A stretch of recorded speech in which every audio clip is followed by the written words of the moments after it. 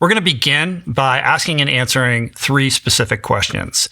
The first question is, how do you deal with family holiday gatherings? I think that's something that everybody is sort of contending with right now. Hopefully we can provide some guideposts to help navigate that. The second question is around hitting rock bottom. What is that? What does that mean? What do you do if you are finding yourself in that situation? How do you emerge out of it? And the third question is around setting goals and resolutions for the new year, because I think that's something we're all kind of thinking about right now. After that, we're going to talk a little bit about Adam's brand new book, his novel, American Tiger, very exciting, out this week. That sort of conjures a discussion around the relationship between dads and daughters, something I'm familiar with. Without further ado, let's just get into it. We're recording this on Monday morning after the Thanksgiving holiday. So by the time this goes up this Thursday, people are in the aftermath of that experience, and they're thinking about the impending upcoming holiday season of, whether it's Christmas, Hanukkah, et cetera. How do I make that the best version of what it can be, knowing that I'm going to be immersed in a family scenario that tends to be fraught, certain things kind of happen every single year? Can it be different?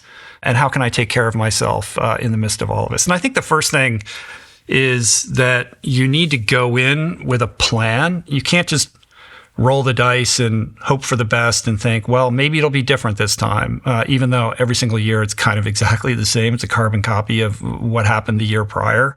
Obviously, the definition of insanity is sort of doing the same thing over and over again and expecting a different result. So if you want a different result, make a plan in advance. How are you going to handle yourself differently this time? Because the thing is, I guess the first thing you have to really get your head around is your essential powerlessness over this family dynamic. Like, you just cannot change or control other people's behavior. And you have to get to a place of acceptance around that and relinquish your attachment to people behaving differently than they always do, and make peace with that. So there's that acceptance piece, that powerlessness piece.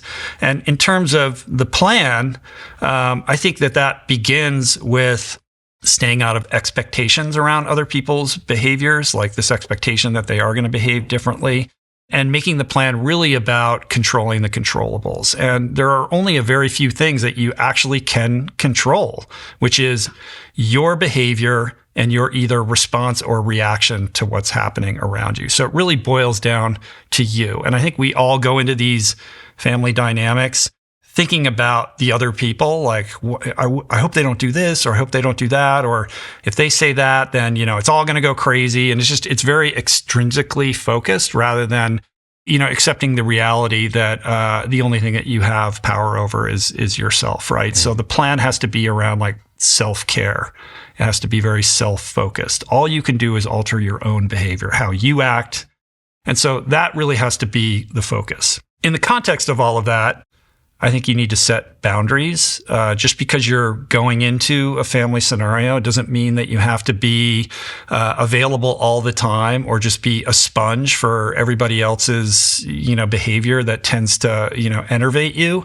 And so it's fair to set those boundaries, to limit your exposure, to know when to step away, to really know where the exits are. Like, how can I, if I need to get out of this situation because I'm going to behave badly if I stay in it, or I'm going to, basically, it's going to be deleterious to my mental health, like having a plan for either leaving early, knowing where the exit is, and not necessarily having to be there all the time to attend all of the gatherings. Maybe if you're used to going and staying in the same house as everybody else, get a hotel if you can afford that. Things like that, where you're creating some separation and some boundaries.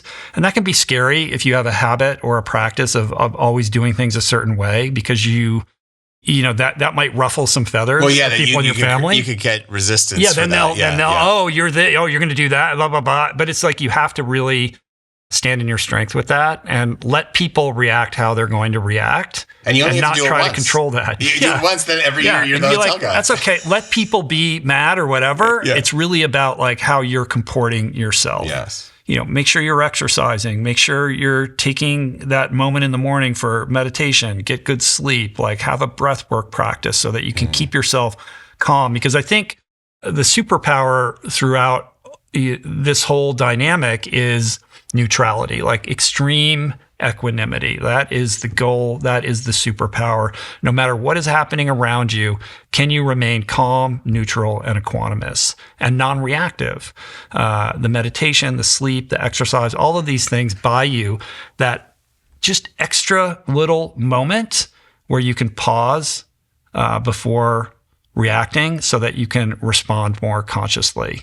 And what comes out of your mouth, how you behave to whatever's going on around you really dictates the nature of the experience that you're going to have. And I think that's super important. Maybe don't drink. That would be good. Never seems to make anything better. You think, well, if I have a few drinks, then I can calm down. But then your filter is off.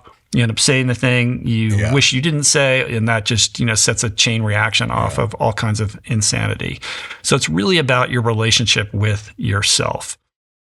One technique that I find extremely helpful in these situations, look, I have a lifetime history of like dealing with these sorts of situations, and even specifically recently with my mom, succumbing to dementia and having to put her in a memory care unit. Like everything is extremely heightened right now. And I've just been very focused on how can I be as calm and non-reactive as possible, no matter what is happening. And the technique that I deploy, I've talked about this on the podcast, I think, but it's probably been a long time, is just to pretend like everything that's happening is a TV show that you're watching. Like you can literally like draw like, around your peripheral vision, like, oh, what if this is just a screen and these are characters in a drama or some kind of weird sitcom. And, when you're watching a television show and people are doing crazy things, you don't get agitated or stressed or anxious about it. It's sort of entertainment, right? So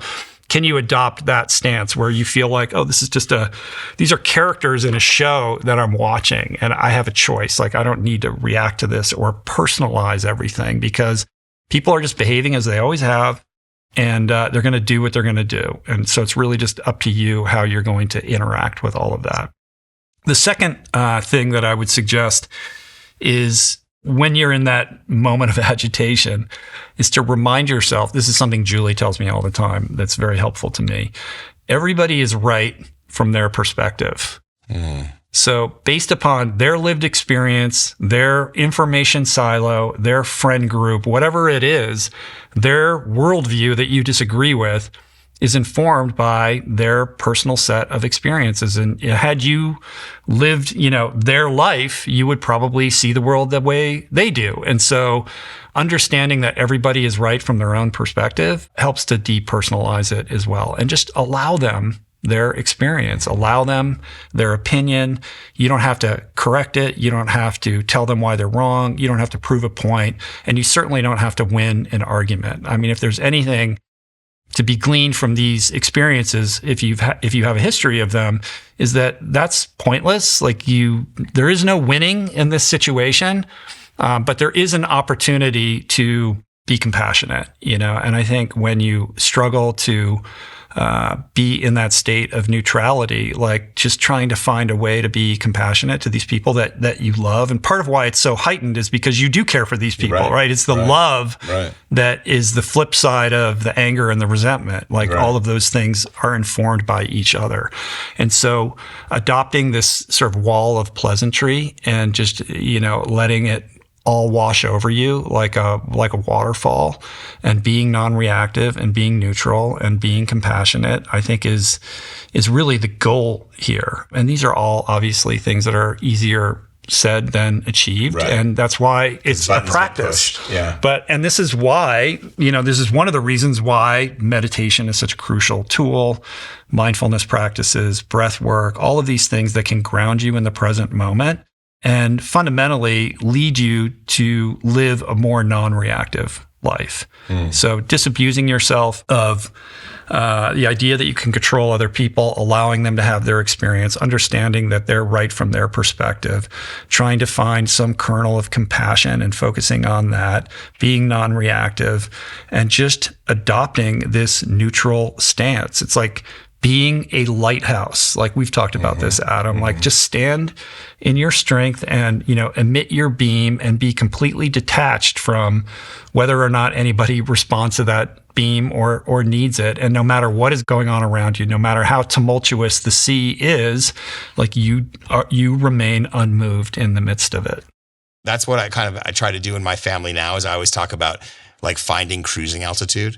Like to me, it's like staying in cruising altitude. It doesn't mean be detached or to be, to kind of not connect. It's more like you want to keep yourself in that equanimous state, like where you're going to be the non-reactive person. You're going to be the one bringing positive energy. And I think that is the key to kind of making sure you can control the controllables. It's the only thing you can control. What about the people, though, that like aren't worried about the conflict so much? They're worried more about they're prone to people pleasing. They're prone to kind of going along with the flow to their own detriment. They know it's not good for them. They know it doesn't feel right, but they don't know how to pump the brakes. They don't know how to kind of assert themselves and create that space. They don't know how to achieve cruising altitude in a big group of people. What would your advice be to them? Yeah, I mean, that's a tricky one. If you're habituated to accommodate everybody out of fear that you will be marginalized or judged for standing up for yourself, that can be a pernicious trap. It's something I'm very familiar with as well. I think when you telescope back from that, the first piece is understanding that all of the accommodation and the people pleasing comes packaged with this idea or this illusion that makes you a good person. It's like, I just want everyone to be happy. And so if they want me to show up, I'm going to show up and I'm going to do all the stuff and I'm going to take the path of least resistance. On some level, there's value to that, but fundamentally, that is a betrayal of the self. Like you have allowed your own self to be sublimated out of this idea that if you are just accommodating enough that everyone will be okay. And there's a narcissism to that on some level because fundamentally you're still attached to this idea that you can control other people's behavior and emotions. If you're just pleasant enough, if you're just accommodating enough, then everything will be fine. And so again, you have to disabuse yourself of that degree of control over other people's behavior. And ultimately, the best thing for you is to honor yourself by setting those boundaries that you need so that you can show up as your best self in those limited circumstances. And so it's actually a service that you're providing to everyone, because if you allow yourself to be a pinball and just bounce around where everyone else wants you to go, you're going to be frazzled, you're going to be less grounded, and you are ultimately going to end up more reactive. So it can be difficult to say, hey, you know what? I'm not going to stay at the house this year. I'm going to stay, down the street in the motel or whatever. That's a pattern interrupt that may very well ruffle some feathers. I'm just using this as an example. But you then have to just allow them to be upset. I mean, you can say, listen, I really want to show up as my best self, and I just need to do this. Like, I'll be at all the things. Don't worry. I can't wait to see all you guys. But I'm just going to be, I'm going to stay down the street this time. And there might be some, reaction to that you could predict or whatever. But standing your ground and just allowing them to have their reaction to that without buying into it, that can be hard, but I think you have to do that. And then you show up, and then if you're your better self or whatever, that all gets forgotten and you've interrupted the pattern. And then next time it's easier to do those things. So yeah, it's hard to overcome the people-pleasing instinct, the accommodation impulse, but understanding that is on some level a self-betrayal, and it is a narcissistic impulse as much as it is a communitarian one. You know what I mean? Yeah. I think understanding that makes it easier to take that leap and you can start with something small. It doesn't have to be some big drastic thing. But I think I would also avoid making proclamations about it. Like, I'm doing this for me. No, just like quietly, create those little boundaries, or, make the Irish exit, like just the Irish goodbye. Like, you don't have to stay at the party till the very end. No. You can be like, I need to get back. Okay, I'll see you guys tomorrow or whatever. Just do what you need to do for your own self-care. And the byproduct of that is not only a better experience for you, but a better experience of you for the people that you care about. I love it. Can I add 2 things? Clean up and get in the kitchen early to cook. Both ways, you can kind of be a part of the group and you don't have to get caught into any conversations. Yeah, you're just, yeah. Well, that's the other big piece here, which is be service-minded about it. Don't go into this like, here's what I'm going to get out of this, and they're going to finally see me for who I am, and I'm going to make sure that they understand that, like, I need to be respected. Like, forget about all that. Like, no, just go in like, how can I be of service? How can I contribute? Yes. Oh, I can do the dishes. Hey, do you need help here? And you can use that as a way to extract yourself from the tricky conversations and situations. I got news for you. The holidays are coming, and with them, all these questions kind of start swirling in our minds about what we're going to give people that we care about. And honestly, it's really hard because most gifts just end up forgotten somewhere. But the gifts that actually do get used are the ones that make someone want to use them. And On does exactly that with their incredible line of high-quality running and hiking gear. Shoes like the Cloud Ultra for trails, the Cloud Runner 2 for roads, the Club Hoodie for recovery days, hiking stuff for exploring nature in the mountains, and even accessories like performance socks, caps, hydration packs, backpacks, and travel bags that work as amazing stocking stuffers. So here's the thing. The real gift isn't the gear. It's what becomes possible when the gear gets out of the way. Those early morning runs where your mind just clears, that trail you've been meaning to hike, that runner's high, or that silence at the summit when everything just clicks. Movement changes things, and sometimes all someone needs is the right gear to make movement more fun, more stylish, and more accessible. So move yourself on over to on.com/richroll to explore my picks for holiday gifts. There's this thing that happens in the supplement space where the second something goes mainstream, the market gets flooded and quality tanks. Creatine is sort of going through this right now. Everyone finally gets that it's not just for gym bros, it's for brain health and recovery and longevity. But now you've got all these brands pumping out gummy versions that are essentially just candy. Momentous took a different approach, which is one of the reasons why I love them and why I partner with them. They spent years, not months, years, refusing to release a chewable until they could do it without compromising. And the result of this is Momentous Creatine Chews, which meets what they call the Momentous standard. The same standard, I might add, trusted by Olympians and pro teams. Each chew delivers 1 gram of pure creatine monohydrate, single source from Germany, NSF certified for sport, of course, and without any weird artificial stuff. Now you can keep them anywhere, which removes all the friction that comes with powders and shakers. So head over to livemomentous.com and use code RICHROLL for up to 35% off your first order. Rock bottom. I heard you on Mel Robbins' podcast talking about hitting rock bottom, and you said rock bottom is what you decide it to be.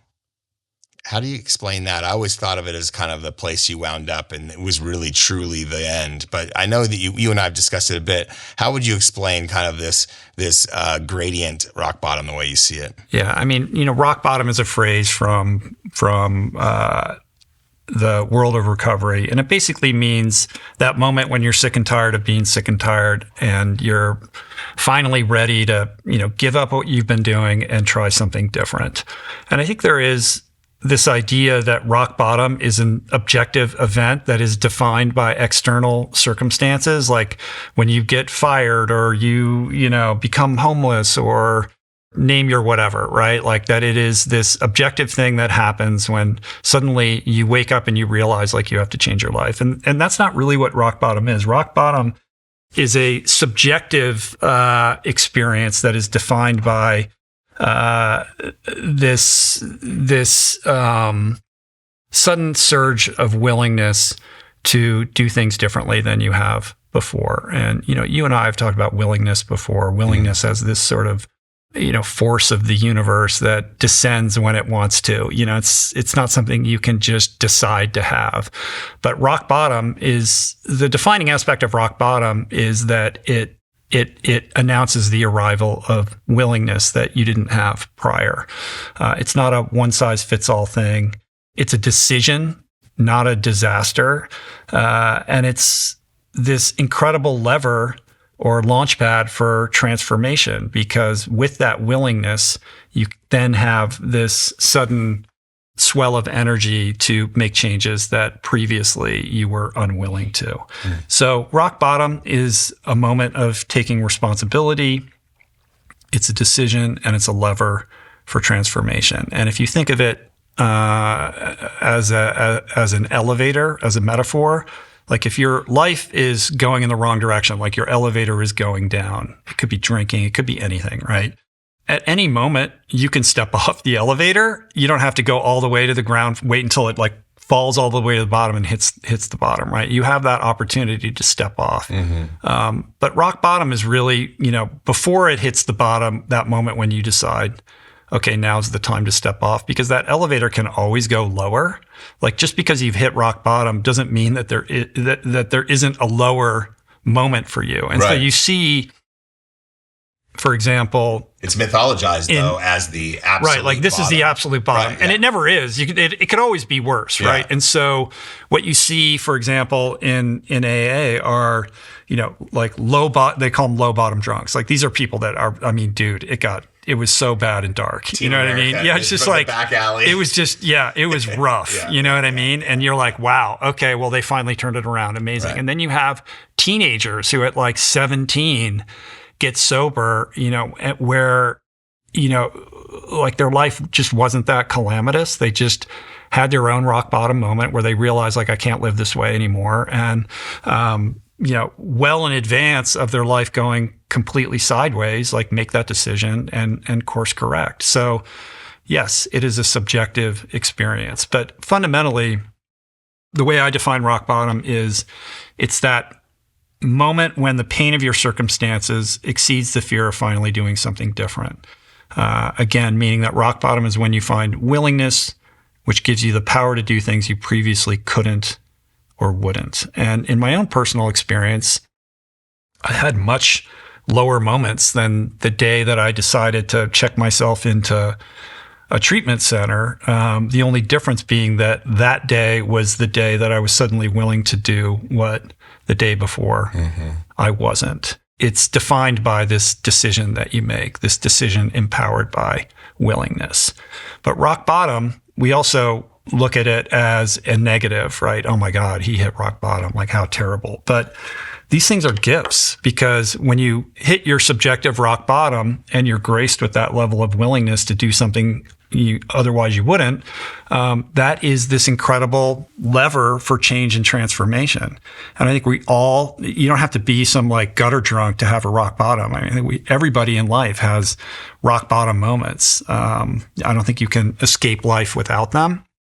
And if you're in such a moment, to recognize it as a divinely inspired experience, custom created for your change and transformation. Like it's almost something you should have reverence for, because it has this potential energy to shift your life in magical ways. And when you can recognize this, like, this terrible situation that I'm in, and I know that I've got to make this change, and now I feel like I really want to make the change, like have an awareness of that, like be present with that.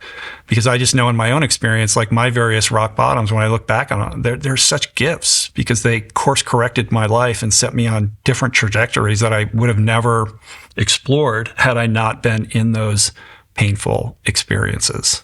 You almost have to depersonalize it in a way, but it's hard when the volume is so loud in your head and the pain is so heavy. So it's like, it would be helpful to have someone kind of reminding you of that. It's hard because in those, like the true rock bottom moments, you're alone in your head. You're like, at least my experience is like you feel alone in your head.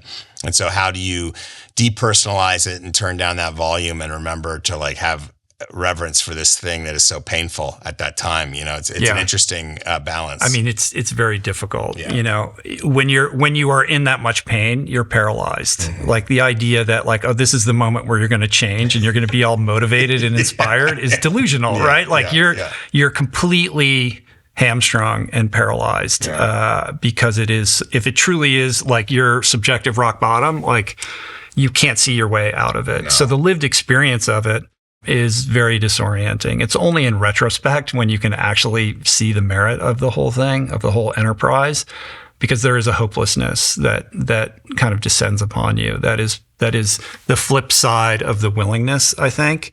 All I can say about that is that just like hearing that, like if you just hear this, it instills a little bit of hope that, you know, there can be a shift. Yes. And you don't have to do anything immediately. Another kind of like annoying AA catchphrase is like, this too will pass. You know, it's just like when you're in it, you're like, you know, fuck off, right? Like, you don't understand my life. You don't understand how difficult it is for me. That's not helpful. And I think in those moments, it's about trying to identify the smallest thing that you can do in that moment to leverage that slight degree of willingness to move your life in a little bit of a different direction. And it can be the tiniest thing, but you have to like plant those seeds and sow them. And ultimately over time, with a great degree of patience, that's really what moves the needle. I love it. So rock bottom is really just like the part of the crag where you get the foothold and you can keep climbing versus like the actual bottom of the rock wall. It can be the bottom of the rock wall, but maybe you arrest the slide earlier and you can start climbing again. If you're in pain and you're wondering whether this is your rock bottom, you can make the decision that it is. Because I think it's easy to say, well, it could be worse. Like my friend over here, like he lost everything and his wife, there's always somebody who is an example of why, like, whatever you're doing is not that bad. You know, like I can keep doing it. Like I didn't lose my job or I didn't, you know, like they haven't repossessed my car or whatever it is. So that can be an excuse to keep, you know, perpetuating the bad behavior. But if you know, like, I think in our heart of hearts, we all know when we're off track and we make these excuses, these rationalizations to give ourselves permission to keep doing the thing we know that we shouldn't be doing anymore, right? Yeah. And so that's where the decision part of rock bottom comes in. If you are in pain and you have that spidey sense that you're off track, you don't have to stay on the elevator and keep going down until you're at that lower level where your friend, you know, is or whatever. Right. You can get off. And so while willingness can come in these lightning bolt bursts, where you suddenly have this like swell of energy that you didn't have before, I think to some degree or another, we always have a small amount of willingness. So it's about identifying the willingness that you have and how to put that into action to make a different choice in those moments. I like it. We are our own worst enemies, aren't we? 100%. Yeah.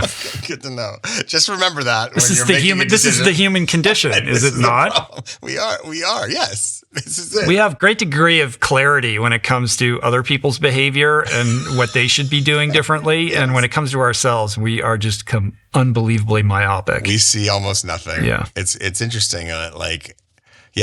Almost everyone's an unreliable witness, you know, almost everyone. Yeah. You know, very much so. But, you know, what happens though when we're in these moments, even if there's willingness, when we're in the storm, is that often we're ashamed, right? We're ashamed of how we got there. We're ashamed of where we are. The humiliation is such that when we even look in the mirror, I'm speaking personally, I remember looking in the mirror and not seeing something that was positive. Like I remember seeing someone who was going to be bereft forever, you know? Mm-hmm. And a lot of that was shame. And I know how toxic it is.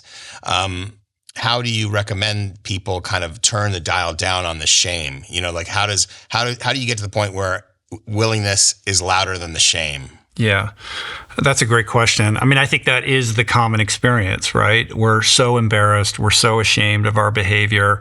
And it's just easier and better to keep it all quiet and to ourselves. obviously that keeps us stuck in the problem and divorced from the solution.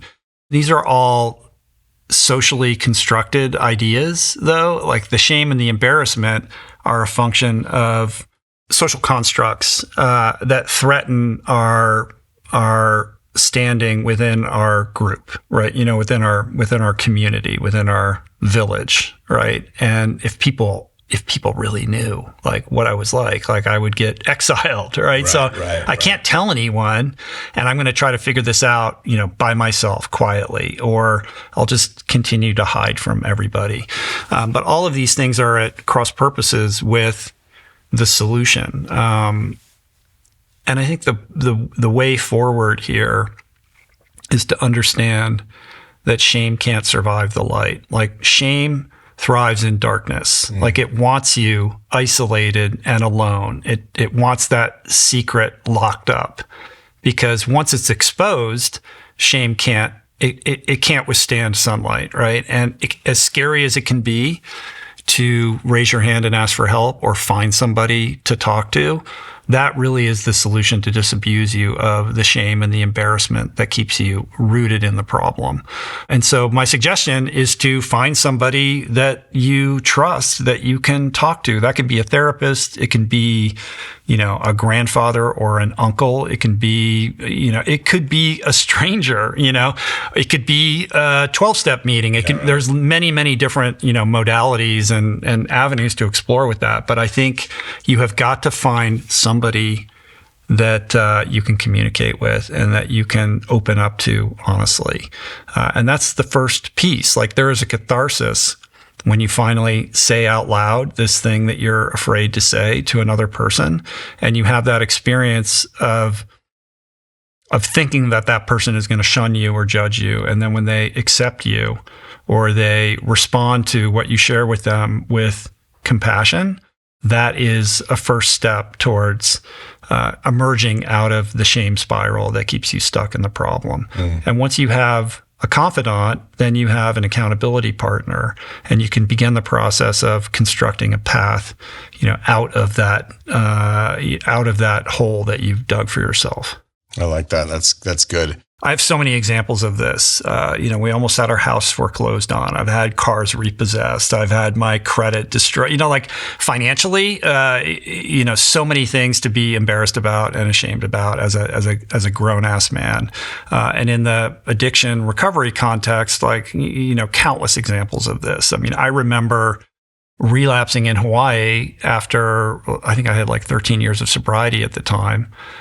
It was after Ultraman 2011 didn't go well, and I kind of made ultra endurance my higher power, and I had a slip, and I'm so, wrought with, to this day, it's still mortifying to me, and in the moment of that experience, the shame was so overwhelming, but I had enough experience in sobriety to know that, I had to do what my friend Scotty G says you do in these situations, which is if you're going to eat crow, eat it hot, meaning if you got to deal with shit right away.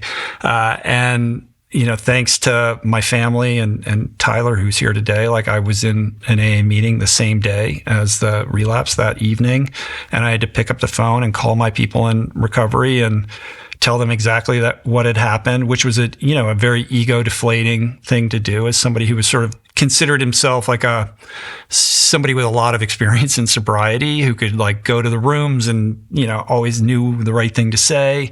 And ultimately all of this made, my program all the more stronger because I needed that ego deflation and I needed that reminder that there is no cruise control. And I'd taken my foot off the gas on my program and I had to pay that price. And that was a life lesson that I needed to learn and ultimately one of great value.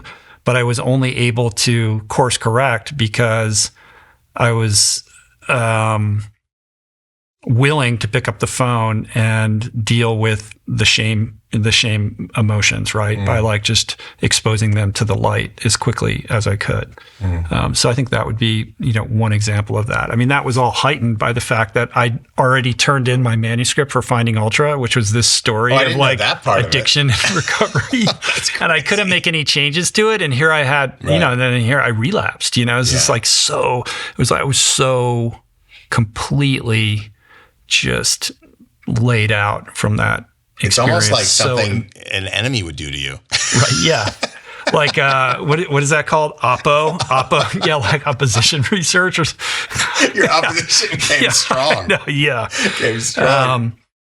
These are not easy things to do. No. I don't want to minimize how the degree of difficulty, that they present. And so that's why I'm always trying to boil things down to like, what is this, the smallest kind of thing that you are willing to do, and figuring out how to build on those tiny little actions. It's funny because like you do, looking back on a going through something horrible, you do remember like those little snippets, those little moments where you do see clearly what's happening. And you don't just keep tumbling forward, but then you often do. Mm-hmm. I mean, I remember like one time when one of my worst moments, it was like I was going through divorce. I felt horrible. And I got pulled off. My buddy was driving me home, and we pulled off the freeway. This is like, you think there's always someone worse off.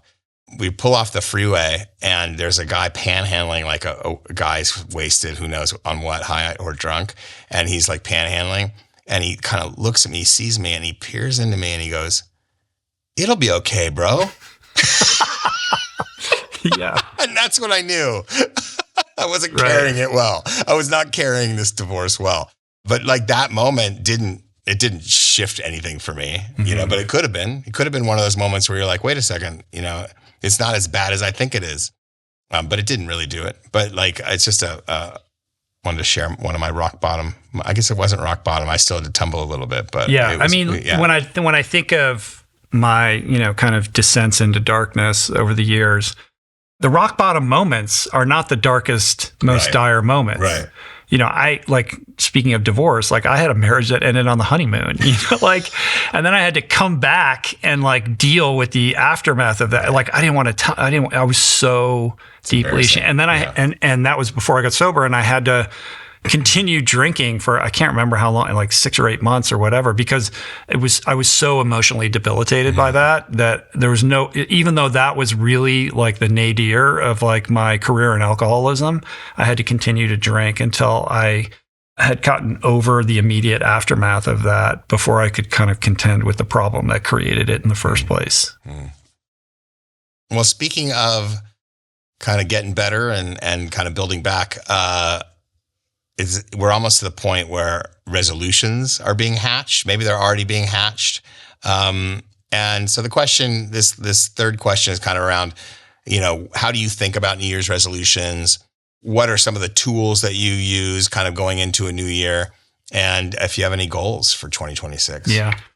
I have evolved my thinking on this. I mean, I'm certainly somebody who believes in setting goals and having a strategic approach for achieving them. I've moved my life forward in many ways by dint of this process. But the older I get, the less interested I am in setting like specific goals and focusing my life on achieving them. And I'm more into kind of the being of it all, like in the allowing and letting the universe kind of direct me. Not that I've transcended the need to set goals and work towards them, but I think I hold goals a little bit more loosely, and I'm more focused on direction over goals. Like I think you can have goals, work towards them, either you achieve them or you don't. But the more important piece in all of that is whether or not you are on a trajectory or on a direction. So whether or not you achieve that goal, you maintain that trajectory. Like you've set a course for your life, and you're kind of unaffected as to whether the goals along the way are satisfied or not, because you're unwavering in that kind of like focus on the direction of your life. And I think part of that comes with age and experience, but I've built my life on the shoulder of setting goals and achieving them. And I think it's a worthy exercise at this time of year specifically to really reflect deeply on what you want for your life in the coming year and maybe in the coming decade, because as I've said many times before, I think we're all better off thinking of our lives in decades over than years. I think we wildly overestimate what we can achieve in a year and underestimate what we can achieve in a decade. Yeah. And that's part of why things like New Year's resolutions trip us up, because we have an impatient, unrealistic perspective on what we can achieve in a certain period of time. And we get frustrated when we don't see immediate progress, and we allow the externalities of all of that to derail us from just maintaining, like I said before, like a certain direction. Goals are important. You can't improve what you don't measure. And if you're going to set a goal, you should use that SMART acronym, meaning that they should be specific, measurable, achievable, relevant, and time-bound. That's the way to really establish a goal and then work backwards from that time-bound moment of achieving it to create all the steps that you're going to need to travel in order to get there. Those are all good things.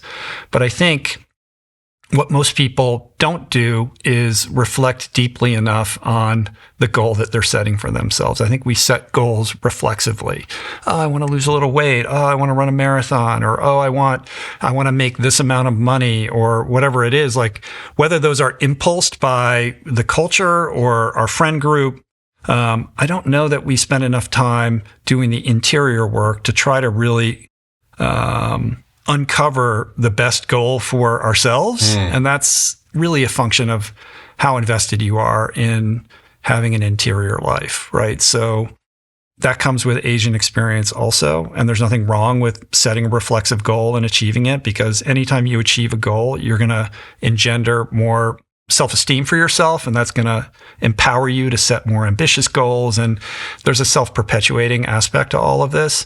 But I think a lot of people set the wrong goals for themselves, and then when they peter out, they feel bad about themselves without really understanding that maybe it wasn't the right goal for them to set for themselves in the first part. So spend some time thinking about the values that are most important to you, and how this goal that you're contemplating relates to that value, because the best goals are ones that are intrinsically motivated, obviously. And to the extent that your goal is being impulsed by something extrinsic, that's going to make it easier to derail when life doesn't exactly line up for you to do the things that you need to do to achieve it.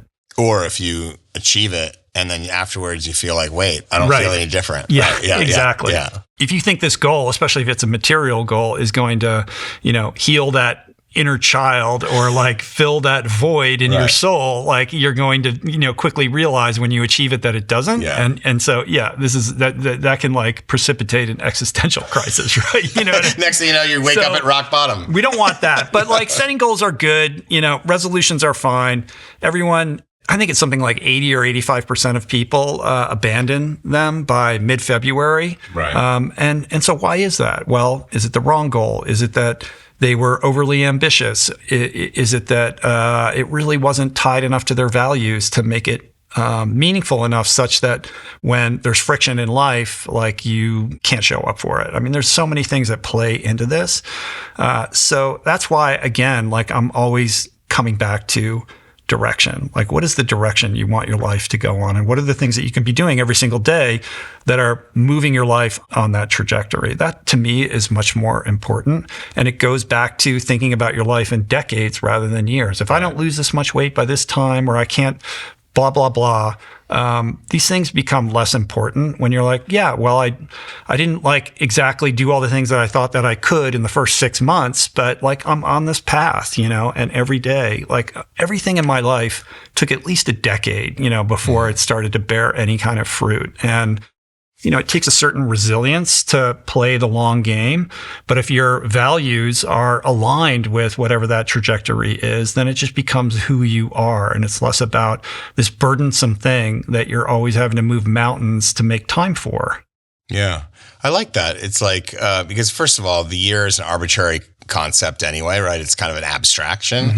So then if the year doesn't really matter, the goal is actually, you actually just want to be better. You want to get better. You want to learn more. You want to love your life more. That's basically what we're talking about, because goals are you're just hurtling yourself against the modern world in a way.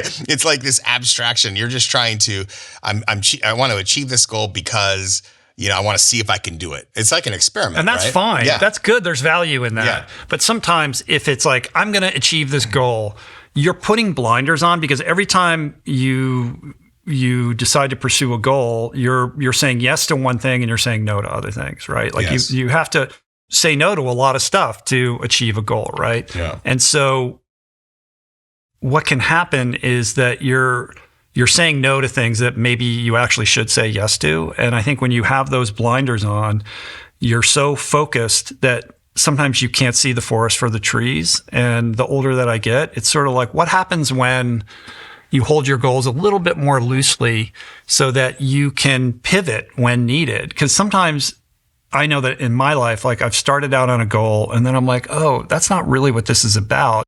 I think what I need to be doing is like going over here because I'm feeling this way, or, the world is kind of showing up for me in this way that I didn't think that I really want, like I didn't really think that my life was going to go this way, but like this seems to be where there's a lot of energy right now. Maybe I should pay attention to that. Yeah. And if you're so focused on your goal, you're going to miss that. And a lot of these great things that I've experienced in my life are because I had the awareness to allow myself to hold on to the goal a little bit loose enough so that I could be aware of that and pivot or move, make these little micro adjustments in my life to move in different directions. And that's about, being present in your life, like having, the tool of awareness to, read the energy of the room, read your internal energy, pay attention to, what's working and what's not. Because if you're pursuing a goal and you're just hitting roadblock after roadblock after roadblock, it's like Matthew McConaughey and his green lights, right? Like, where are the green lights? Like, when you're aware of where the green lights are and you're like, I'm going to go over here because everything's flowing, over here, even if it doesn't feel like that's where you should be going, maybe you just don't know yet that that's the better direction for your life. And so I think acclimating yourself around the green lights is anathema to holding on or clutching on to goals because you said you were going to do it. You know what I mean? Yeah. Like, so it is this dichotomy. It's a weird kind of dualism, right? Yeah. A yin yang kind of thing when it comes to goals. Yeah, no, I like that though. Like this idea that maybe the goal is to be more present. Maybe that's your resolution. Maybe it is in a lot of ways. Yeah, it's yeah. well, it gets into, it's like, okay, if I'm going to, like, if I need to make some changes, if I really want to like up level my life, what are we really doing here? You know what I mean? Like, oh, I can set a goal and achieve it. But like, honestly, all the growth in my life that is waiting for me out there is a function of moving towards the things that I'm most avoiding. You know what I mean? Like, avoidance is really the signal that is telling you like where your energy should be directed. But the thing about avoidance is we avoid it. Like that's, we don't like, no, I'm not going over there. I'm going to go over here. Like we can set goals that everyone will celebrate that are just elaborate ruses to avoid the thing that we actually should be looking at, right? And so to your point about presence, like if there is a goal, like, well, how can I be more present in my life? If I'm more present, then I'm more aware of the things that I'm avoiding. And if I'm present enough, those things that I recoil from and avoid become less threatening. And I have the capacity to move towards them in a way that otherwise I wouldn't, I think.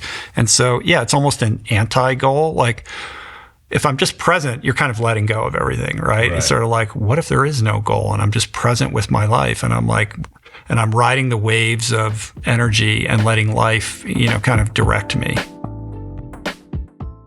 Peak's Daily Radiance Liposomal Vitamin C, which I've been taking as part of my morning ritual as well as part of my surgery recovery, because vitamin C has antioxidants, of course, which help with collagen production, not just for skin health, but also wound healing, which is key for me. While among other things, vitamin C reduces inflammation and pain. Peak's liposomal technology protects the vitamin C from your stomach acid, so it actually gets to your cells intact. It's got vitamin C plus black elderberry, which supports gut health, and that matters because 80% of your immune system lives in your gut. It's buffered, which means it won't bother your stomach, and it tastes like berries instead of something medicinal that you gotta force down, which obviates the palatability problem with most liposomal products.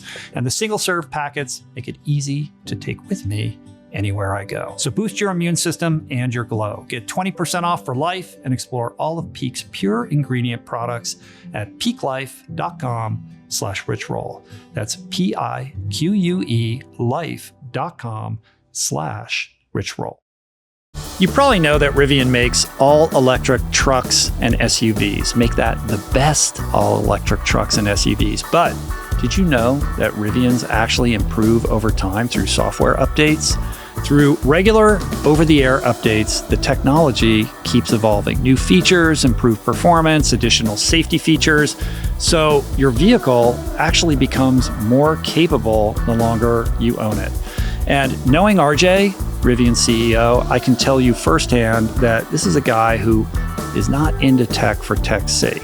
Every feature is designed for actual real-world situations, like pet comfort, maintaining cabin temperature so your dog stays comfortable if you need to step away briefly, adaptive lighting that responds to the environment, plus warning systems and highway assist that monitor the road alongside you, making the driving experience safer and more enjoyable. I'm so proud to partner with Rivian. They're just the best. Everything you want out of a vehicle, of course, but also because of their ethos, which is making the world a better place, providing what you need to make the most of life's adventures and using technology to do it. So you're prepared for whatever comes next and have everything you need for every adventure you can imagine. I remember like probably the best resolution I ever came up with for myself was I'd kind of gotten out of like my rhythm with nature. And I think it was January 1st. And I was coming out of that same divorce part. I think it wasn't long after, I had that confrontation on the side of the highway. But I think it was before that. It was like several years before that. I was coming out of a different breakup and I was like in this horrible space. And I decided I just need to go in the ocean every day. And I hadn't been in the ocean in ages. This was before my love of the ocean swimming. So this would have been like end of 2004, beginning 2005. I hadn't been in the ocean much. And so certainly not in California. And so I would just walk from my apartment every morning and jump in. And that was the thing starting January 1st. And I wanted to do it every day for, I think it was 40 days to see if I could do it. And what that ended up doing is sparking my entire journey as an ocean person. Mm-hmm. And it wasn't the goal. The goal was never to become a surfer or an open water swimmer or a free diver or any of that. The goal was to be in touch with nature. That was like my resolution. And looking back, it's probably the most powerful thing I ever did. And interesting. Yeah, I have my version of that. Yeah. Like all of the best things that I've done in my life are not the function of having set a goal to achieve it. Yeah. You know, like my whole career in ultra endurance began similarly. Like, you know what? I just want to do things that make my body feel good. You know what? I know there's a lot to do, but I'm going to, no matter what, like I'm going to go swim or I'm going to like go up on this trail in the morning and feel what that feels like. There was no goal. It was just a decision to, do this thing that I felt compelled to do that made me feel good. And that set in motion all these other things. And the podcast, it was just like, hey, wouldn't it be cool to I was just curious, let's have a conversation. Let's see what happens. Yeah. And everything that came from it wasn't like, I'm going to start a podcast and here's how we're going to launch it. And in 5 years, this is what it's going to be. No, there's none of that. There's none of that. They thought you none of that. Yeah. There was no goal setting to any of this. Yeah. I didn't set a goal to write Finding Ultra. It happened. It unfolded naturally out of an act of service. I've told the story before, but the best things in life are byproducts of being service-minded and pursuing life with curiosity. Yeah. And so I think it's important to contextualize these goals that we set and these resolutions, within that framework. Like if there's anything, it's like, be curious about your life, give yourself permission to do the things that bring you joy, reserve judgment and like just try new things. Like that's a very acronym SMART, goal. But like, I think it's quite valorous to, adopt that as a general sort of disposition or an ambition for how to think about your energy. So 2026, what are your goals? So like I said, like, being present actually, there are these amorphous ambitions. Like, how can I be more present in my life? How can I be more service-minded? How can I love more unconditionally? But I think the reason for all of those is the impulse behind all of that is like, how can I enjoy this life that I worked hard to construct more? You know what I mean? Because I'm always caught up in what's the next thing, or I'm overwhelmed, or there's too much to do, or I lose the joy amidst all the responsibility of it. And it's like, it's not these are the good times. Like it's not going to get any better than this. Like it's happening now. Like I need to find better ways to really enjoy and be happy, in this incredible, privileged situation that I found myself in. So that's the big one. But within that, I still have like goals and projects, I'm working on projects. I have things that I want to do and all of that, like at the same time. So I've been thinking about my life in these 6-month chunks. So May 8th, I had my back surgery. And so from May to November, that 6-month period, I've just been completely laid out. I could barely work. I couldn't do anything in terms of exercise. All I could do was walk. And now from this past November until May, this next 6-month period, I have the green light to resume a modest exercise routine. So this 6-month period, I want to focus on, returning to a base level of fitness, like sort of getting back, not back to where I was, but just rebuilding my body and also completing this book that I've been working on. And that will bring me to May, which is the 1-year anniversary of the surgery. And then from May to November, I have 6 months, the next 6-month period of time. And I thought, well, what's in November of next year? Oh, the New York City Marathon. Wouldn't it be cool to toe the line at that race? So from this upcoming May to November, I'm going to attempt to return to some relationship with running, because I haven't been able to run in many years, with the goal of just being able to participate in the New York City Marathon. So it's not like, I'm going to go run the Moab 240. Like, I just want to experience the ability to run pain-free and enjoy it, and be a runner among runners, the many, many thousands at the New York City Marathon next year. So that's sort of like my big, That's a big announcement, That's a pretty practical, like, it's not like that crazy. Well, but given that, my surgeon was sort of like, I don't think you're going to be running anymore. And like, he was not, exactly encouraging when I asked him, like, do you think I'll run again? Like, he basically said, there's certain things in your life you've got to retire. And he kind of bluntly let that hang. And then, and so I've been sitting with that, and I'm like, well, we'll see about that. Not that I need to go recapture some glory as an ultra endurance athlete, but I would like to be able to run again pain-free and be able to just do it for the joy of it and for no other reason.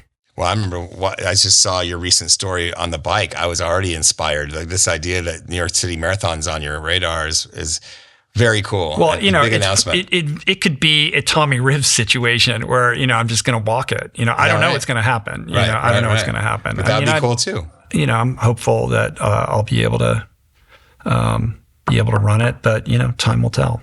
Exciting. Okay, so we're talking about this as two guys that have kind of been through a lot and accomplished some things, but like, there's young guys out there, young women who are being fed a line about hustle. You got to hustle everything. You got to make some sacrifices to get where you want to get. You need to shoot for something great. You need to make your mark, and the only way to do that is to work hard and start to eliminate some distractions. And there's value to that advice, and they're getting it from all sides now. It's not just from the parents or from coaches. It's literally every time they turn on a screen, they're getting some version of it because it's kind of gamed by the algorithm. Acknowledging that that's a thing, how would you then kind of advise folks to kind of also incorporate some of what you're talking about with their goals. Yeah. I mean, I'm of two minds on this. I mean, listen, you're the guy who wrote the Goggins books. You know, like there is value in hard work. Like I have worked very hard to achieve the things that I've achieved in my life. And I'm very good at compartmentalizing aspects of my life and enduring a fair degree of suffering to achieve the things that I want to achieve. And I don't think there's a real shortcut to that. And if you aspire to do something great in the world and, you know, make your stamp, sacrifices involved. Like there isn't an easy path. Like you will have to say no to lots of things, and you will have to be pretty regimented about how you live your life. Like that is just a fact. And there's no way around that, honestly, you know, and I say that as somebody who, look, when I was in high school, I woke up at like 4:30 every day to go to swim practice. Like I've been doing this for a very long time and playing this long game. And even within all of that, all of the fruits of my labor, you know, took decades to emerge. And so I think the message that I want to convey is that within this, you have to find a way to make it sustainable within the construct of the busy modern life. And it can't intrude too heavily or tread upon the other values in your life that are important, because if they do, it will end up moving you in a direction away from what's really important in your life, or it will just be unsustainable and you'll end up abandoning it. So when you open up your phone, there's no shortage of like hustle porn videos.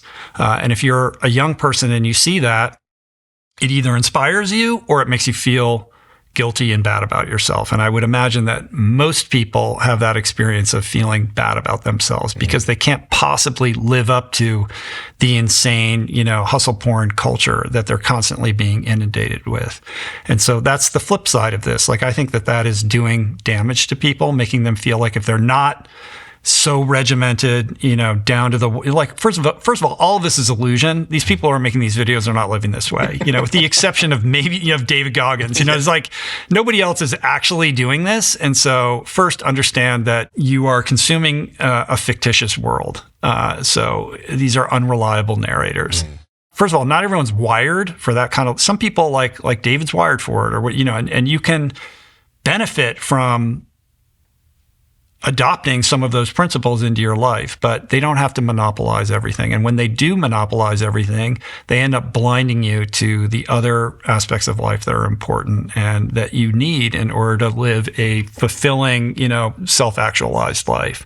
So the important thing is finding the thing that's meaningful to you, that lights you up, that you have curiosity around, and making a decision to invest your time and your energy around that, and holding on to your timelines loosely or relinquishing them altogether. Again, it goes back to this idea of direction. Like, just be on a direction.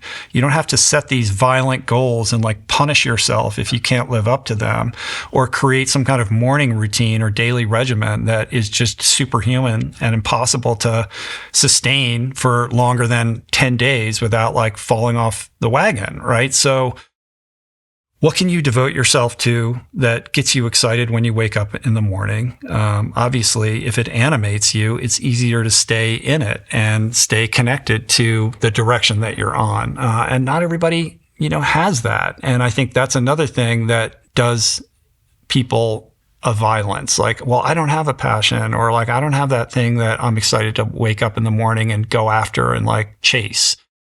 If you don't, that's the thing that you feel guilty about. But the only way to find that is by engaging with your curiosity. And I think there's some tools that we could talk about that might be helpful to people who are like, well, I don't know what my goal should be, or I don't know what gives my life meaning, or you know, I feel like I don't have purpose. It all goes back to investing in your relationship with yourself, like having a healthy dialogue with, you know, your interior, right? And, you know, we can talk for hours about meditation and mindfulness practices and the like. But even just physical exercise, anything that connects you to your body and gives you the time and the space for your unconscious mind to wander, where you can reflect. But I think the sort of principled and most helpful tool that I have found for creating clarity amidst this type of confusion is the practice of morning pages. And this is something I actually, Tim Ferriss tweeted about it the other day, saying like, if there's one thing you can do, like morning pages, you just like vomiting, 3 pages every morning for a couple minutes can change your life. And I retweeted it and said, I concur. And, a lot of people kind of reshared that. And I think it's really true. Like I started this practice of morning pages back in 1999 when I read Julia Cameron's book, The Artist's Way, which is a primer on recovering your innate creativity. And it's this practice of every morning sitting down and writing 3 pages, not with any agenda, but really just to cut through the cobwebs and just allow yourself to write whatever the pen wants to write, without editing yourself. And it becomes this unlock where you start to see patterns in your behavior. You start to allow your unconscious mind to spill out onto the page. And all of these are like data points that very subtly and over a long period of time, create a little bit more clarity about what's important to you, what you care about, and the decisions that you should be making, the things that you're avoiding, right? We're talking about like all the growth is on the other side of the things that we're avoiding. This practice has just been, absolutely crucial and central in everything that I've been able to do in my life. And so if you are in that confused space, I don't know what my goal is. I don't know, I don't know where to begin with all of this stuff. Like that's where you begin. Yeah. The only thing I would say is it's something you've already said, just to bring back and highlight, is that if you don't have a passion, you do have values. And if you read David's books, everything he's doing is values based. And that's the first thing you said, is to make sure that your direction is empowered or guided by your values. And so if you don't have a passion, you don't know what you want to do. I was in that space.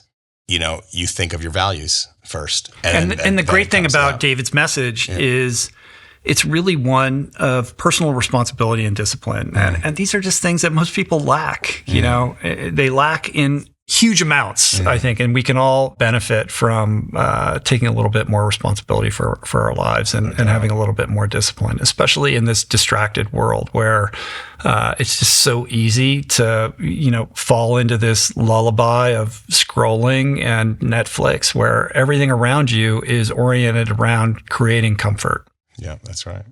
So we talked about a lot of different things.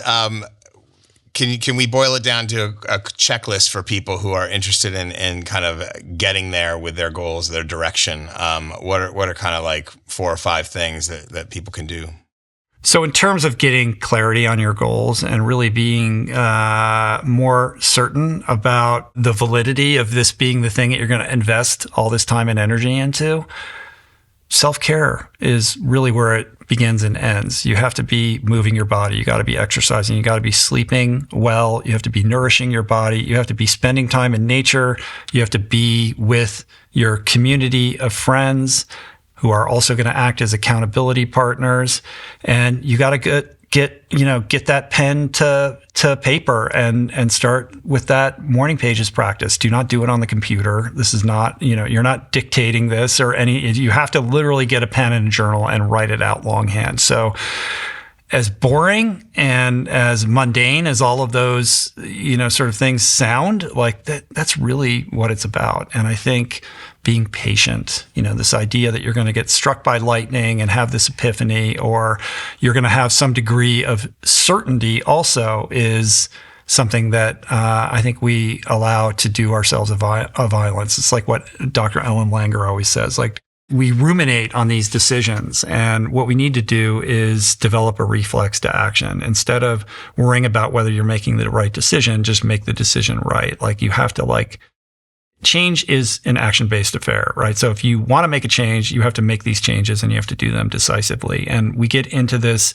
mental, kind of masturbation around, well, should I do this or shouldn't I do that? Or, yeah, but if I do that, I don't have the right shoes, so I'm going to have to research that. And all of these are impediments to action that prevent us from just engaging with change in a tactile and fundamental way that is moving our lives forward incrementally every single day. So release the timelines, invest in your curiosity, get 8 hours of sleep, try to eat healthy foods, enjoy your friendships, and get off the phone. This is like dumb shit, right? But like we all struggle with these things. None of us is doing it perfect. And give yourself the grace to be imperfect within the construct of like giving yourself space to make these changes. I had a whole phone hygiene thing going, and it kind of went out the window with book promotion. Yeah. Now I'm. Yeah, like let me like provide the seamless transition from answering these three questions into getting to talk about your new novel. Yeah. We're entering into the new year, and you have toiled diligently for a long time to give birth to this creative project, which is a testament to you having set a goal that you were going to write this novel and put it out into the world. So congratulations for that. It's no small achievement. I can't imagine writing a novel. I'll tell you this, I had to run through a lot of red lights. It is, there's a lot of, but like you're right here and I've given you a green light. You know what I mean? You had enough green lights to be here, right? That's true. I'll tell you, I got some green lights. Yeah, it's sort of like, when do you heed the red lights and when do you ignore them? You know what I mean? This has been a journey of resilience on your part, because there were a lot of roadblocks and plenty of people saying, don't do this, or you shouldn't do this, or, we're not interested in what you're doing. And you could read that like, well, they're right. Maybe I shouldn't be doing this. And something inside of you felt strongly enough about this to believe in it and believe in yourself to do an end run around these red lights, drive right through them and get a bunch of tickets. And until you finally got a green light or two. So before we even get into the book, like what has that process been of overcoming those obstacles and finding the resilience to push through and achieve this goal for yourself? Oh man, it's well, thank you for the compliments. It was a lot harder than nonfiction. That I can say. That's what I can say. But I think there's a couple, like the first red lights that I was dealing with were in my head. So they weren't really red lights. They were like the doubt, can you do it? So for a couple of years, it was like, this sucks, you suck, this sucks. That was like many hours a day that I was living in that space. It's not a real nice space to live, but it is. It's also not the greatest headspace to be in when you're trying to be creative. Right. So what you learn is you have to, it's not like it's constant, but it comes up, right? And sometimes it's like in the first couple drafts, things aren't good. And so you do need to get it's knowing, I think, a couple things. I had abandoned a novel before. I'd completed a manuscript before too. So I had experience listening to the doubt and getting off something that was a good project. So I knew that. And so it was easier to run those red lights because I knew they weren't really red lights. They were just, it was just myself trying to stop this, whatever this was, which was kind of the complete takeover of my body and soul of a story that I really felt like that was kind of coming through me. I could feel it. I could see it now from a distance that I thought it was me coming up with this idea, but in actuality, it's this idea coming through me. It's kind of like how Elizabeth Gilbert and Ann Patchett had that thing in Big Magic where Elizabeth Gilbert had an idea and didn't pursue it or pursued it lightly and then gave up. And then Ann Patchett wrote a book about the same idea years later. And so there's actually a story I just heard that's kind of similar to that. But to answer your question, I was getting a lot of no's right away, and that continued for years and years. But there were also some green lights, and the green lights were coming from early readers of the manuscript, but they were also coming from the world at large. Like there's a one-legged crow in this book. When I thought I divined the one-legged crow on the page, I'd never seen one before. But then we moved house. I was still in the middle of writing the book. I wasn't even finished with it yet. We weren't even full manuscript form yet. And April saw a one-legged crow on our block. And next thing you know, the one-legged crow's in our backyard every day for like a year. And so that was all happening while we were looking for a publisher for this book. And we were going through all those getting those red lights. But knowing that like this one-legged crow, this ambassador from the crow community was in our backyard every day, it made it almost impossible to to stop at those red lights because and maybe it's like delusion and maybe it's all quixotic and maybe it's just me flinging myself against the world as a goal-oriented person trying to see if this experiment is worth anything. But I couldn't stop because I knew, to me, it's like there had to be some reason that this was happening. And that's just one story with all of this. And so I was just driven to tell something that's different. And if you look at every book out there, 99% of them are about human beings having a human experience in society or trying to, society's keeping them down, nation states, relationships. And there's a lot of that in here too, the search for identity. But the difference with this book is the search for identity doesn't stop at the human level. The search for identity goes to the nature level. And I feel like what's powerful about that is that there's so much unity in that. And so I was trying to tell a story that is, first of all, entertaining. It's a bit of an escape. It takes place in 2005. It's a real story about a tiger in the suburbs of LA. It really happened. I really covered it. But it also is an opportunity to kind of see your place in the world a little bit differently. And so that's kind of what I was after.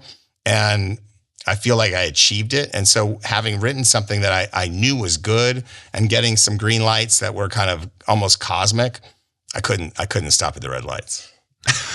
Yeah, the idea of discerning the difference between what is truly a red light and what is your internal self-sabotaging mechanism or your excuse maker. Yeah. You know what I mean? Yeah. And that becomes tricky. It is tricky. Yeah. I mean, I had experience though with that self-sabotage or that doubt. I knew how to quiet doubt. I knew how to not listen to it. And that's part of the job of the professional writer. And I think Stephen Pressfield talks about this. That's part of the job, is to turn down the volume on the doubt and tune into the job of the day. And the job of the day is either putting words on the page or to try to get this character, going over the pages to make sure this character arc is right. And if you don't know what you're doing for the job of the day, that leaves a lot of space for doubt. So part of the job is to zero in. And that just comes with experience. I mean, I've been at this in some form for 20 years now. Yeah. So it's and when I started writing, it would have been 15 years. But still, that's a lot of time. And I've had enough success in that period of time to know my way around it. At the same time, every time you start a book, it's totally new. And so you never know completely, can I do this one? So it's also terrifying at the same time. But if you have this toolkit, you have a process you trust, you like the process, even the days that are hard, you'll still do it the next day. And I think that just comes with experience and the habits, Yeah. Yeah. Well, here we are. Yeah. As Seth Godin says, the job of the creator isn't just to create, it's to create and then ship. Yes. And so here we are on Monday. Tomorrow is the official pub day, right? That's right. Tuesday. That's right. It comes out. December 2nd, American Tiger. Available everywhere. We showed the poster on the last roll-on. It's a beautiful cover. And it's basically the story of this motherless 9-year-old girl who sees a tiger outside of her school bus. No one believes her. And then, then there's this journey that ensues from that is all the things that you said, that you mentioned, about our connection with nature and what does it mean to be in the modern world, and this idea that we are separate from all of these energies and forces. Right. This idea that we are apart from rather than a part of nature, which is, nature's always here. We think of it we're abusing Mother Nature. No, Mother Nature is always underneath and it's coming up through the cracks in the concrete and it's all around us. And so that's part of it. You tell the story of a tiger roaming around Simi Valley. This, like I said, a true story that happened. And people think of it as Jaws.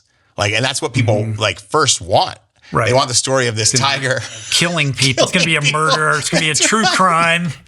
And that's right. But this one, and then you hit him with this kind of Buddhist. Well, it's more you know what it's like? It's like a different Spielberg movie.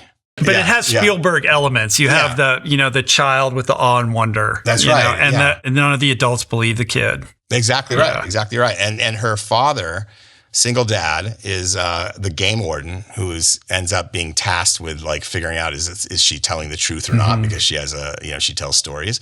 And then, but this is not Jurassic Park. This is where it's different from. I was thinking more like it's E.T. Yeah, it's E.T. Yeah, that's what it is. It's really the story of Jay Turn and Belle Turn, the 9-year-old girl, and Jay, the father. And it's really kind of a father-daughter story as he's a stoic game warden who has an ethos, has value system that drives his life and drives her life at the same time because she wants to be like him.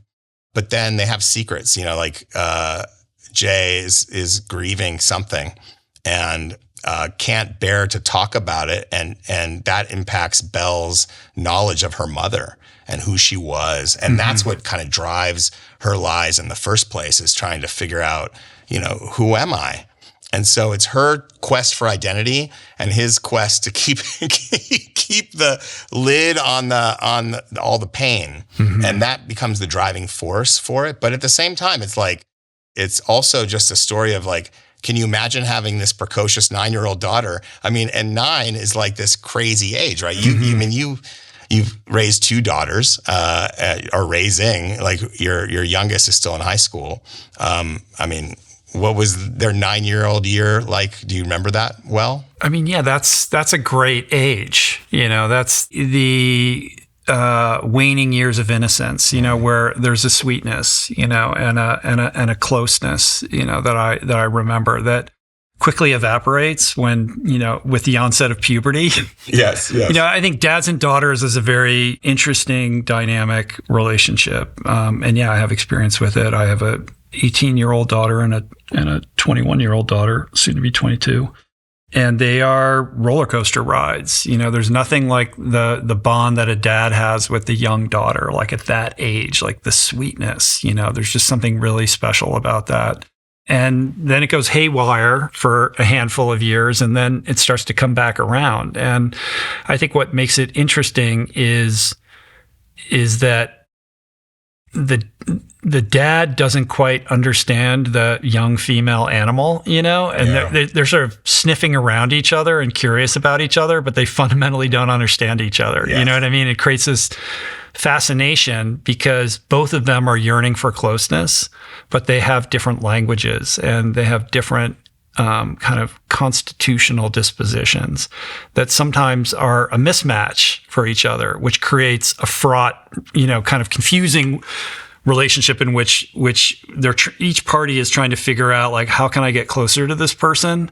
But signals are easily, misinterpreted. You know what I mean? So it's for example, just to I have an 18-year-old and I spent the day in the car with her yesterday and just trying to find ways of points of connection, how to communicate and have this open, kind of channel, an intimate, kind of level of communication is challenging. You know what I mean? And you just get these glimpses every once in a while where there's an opening and you're like, oh, this is the best, and then they go away. And, it goes through different stages of life also. It's a special kind of relationship, I think. Yeah. But here's the main question that I have for you, Adam, about this book. It's an important one. Okay. Turn it upside down. Yes. And as you will see on the back there is a blurb by me. And my question is, why is my blurb third and at the bottom? I didn't have anything to do with this, Rich. What do you mean? It's a self-published book, right? Did you not? Were you not involved in every decision? April oversees everything. After all I've done for you, Adam, you marginalized me. No. I've got Elizabeth Gilbert and you. That's the perfect bookends. Yeah. Well, congratulations on it. I'm excited. So thank you. You can get it on Amazon. Are you going to have it in bookstores? Oh, yeah. At the Painted Porch in Bastrop, Texas, right? Yeah, Diesel here in Brentwood. I mean, you can get it. It's going to be at Heritage Goods and Supply as well in California. But any bookstore you want can get it. So all you have to do, if you want your bookstore to carry it, is just call them and order it from the bookstore, and they'll get it in. But if you want it in your favorite bookstore, the best way and if you want to get it from them, the best way is to call and order it. But you can also order it, obviously, Amazon. There's an Audible coming. Yes. You recorded here at Voicing Change. That's right. Yeah. Jason Camiolo, the recording engineer, on that. And he and I have been working on it for a while now. And so I'm the narrator of it. And so that'll be fun. That comes out in January, most likely. And if you look in the acknowledgments, if you get the book, you'll notice that not just Rich Roll, but the Rich Roll podcast community is thanked in it. And because the only reason I'm able to do this at all is because of this connection. It's because of being a part of this community. And, it'd be interesting to see how far we can launch beautiful, good stories, positive stories into the world. And so that's what, you've done for me already. And so I guess that's my only invitation, is for us to kind of be in this together. Because the only way this thing surfaces to the top of the pile is if the people who know who I am and care about the work I've done are involved in that. And you've been involved in that. So I want to thank you and thank this community, because it's really been amazing. Thanks, man. Well, all right. So everybody get off your butt, order this book. It's a great Christmas gift. You got your gift sorted. We're supporting Skolnick. Thanks, and man. like you said, we're in it together. And speaking of the community support, we forgot to talk about these hats that we have here. So these baseball hats were created by a fan of the show, Peter G. We can't, I'm trying to read his last name on this beautiful card that he sent. I think it's Given. But either way, Peter, thank you for these. As you can see, it's got a scuba mask and the Rich Roll podcast logo right next to it. So this is the official roll-on baseball hat. This is it. Which is pretty clever, and appreciate it. Thank you, Peter. On. And this shirt that I'm wearing was a gift from John Price, the really? Jungian psychiatrist who I had on the show recently. And you can see it's got these hermit crabs on here, which is a symbol that he talks about a lot, as the man has to basically shed his shell and grow a new one. When you grow, you need to expand your shell. Yeah. So anyway, thank you for that, John. Yes. Thanks, Peter, for the hats. All right. I think we did it. We're done for today. We'll see you in 2026. Yes. Congratulations on the book, Adam. Thank you, man. American Tiger. Pick it up on Amazon. Call your bookstore. Tell them to stock it. Audiobook coming in January, and more good stuff. We have lots of exciting stuff planned for 2026, format-wise, event-wise, all kinds of interesting things that we're cooking up right now. So I'll tell you more about all of that in the new year. We're going to be doing more on Substack and just, live events, all kinds of cool stuff. So I'll leave it there for now, and have a wonderful holiday, everybody. And we'll see you in 2026. Thanks, Adam. Thank you, man. All right. Love you, buddy. Love you too. Happy holidays. Congrats on the book. Yeah. Thank you. Peace.